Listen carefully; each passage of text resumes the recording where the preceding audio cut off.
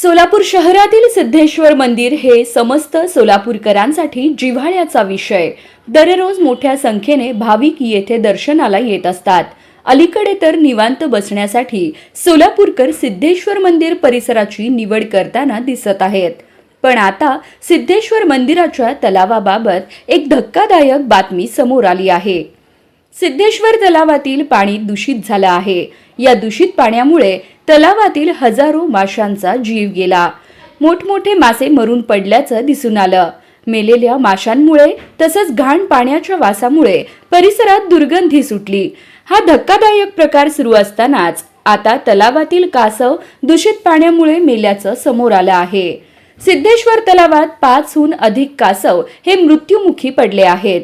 कासव हे कमी प्रमाणात असलेल्या दूषित पाण्यात जगू शकतात, पण सिद्धेश्वर तलावातील पाण्यानं धोक्याची पातळी ओलांडली आहे। म्हणजे हे पाणी अतिदूषित झाल्याचं जाणकारांचं म्हणणं आहे। यामुळे त्या कासवाचा जीव गेल्याचं बोललं जात आहे। या गंभीर प्रकाराकडे प्रशासनानं जातीनं लक्ष देण्याची गरज असल्याची भावना सोलापूरकरांमधून व्यक्त होत आहे।